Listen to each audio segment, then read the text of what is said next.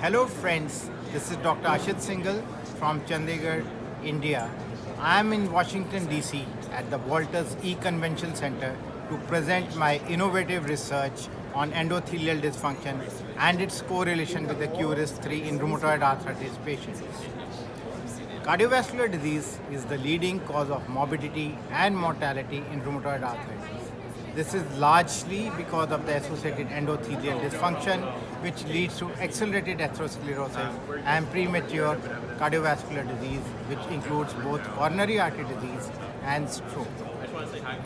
Endothelial dysfunction is the measure of total cardiovascular risk, and it can be easily determined by various techniques like the flow-mediated dilatation. While QRIS3 is a calculator which helps us to determine the 10-year cardiovascular risk in patients, the advantage is it is ethnic specific and also disease specific and includes rheumatoid arthritis as one of the specific diseases. However, the problem is that QRIS3 treats all rheumatoid arthritis patients alike, which means any two patients with either low disease or high disease activity with other variables being constant will have the same cardiovascular risk. On the other hand, endothelial dysfunction is a totally treatable target actually, and it gets influenced by the inflammatory disease activity. So it is more realistic in nature. Hence, we decided to elucidate the correlationship between endothelial dysfunction and QRIS3, which has never been done before. So we screened around 452 patients, and patients meeting the inclusion criteria were 417, and they were included in the study. These patients underwent flow-mediated dilatation determination and QRIS3 risk using the standard algorithm. We also measured their ESR, CRP, and DAS28 scores.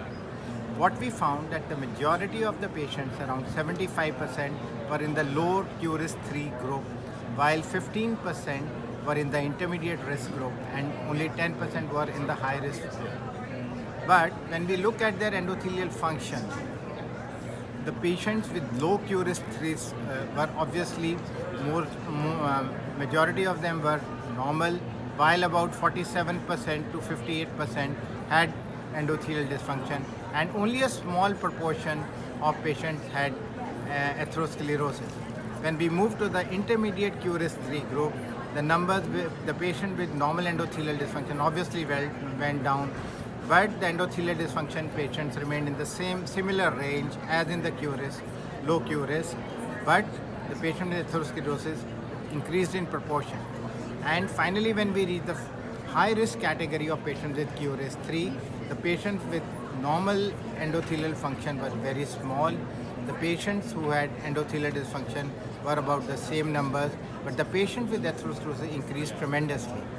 When we correlated the RA-specific disease variables with the QRIS3 score, we found that disease duration and HDL directly correlated with QRIS3, while the FMD percentage, which is a measurement of the endothelial dysfunction, correlated inversely with the QRIS3.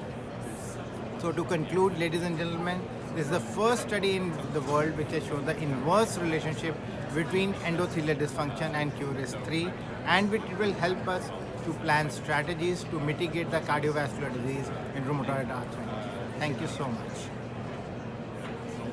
Beautiful.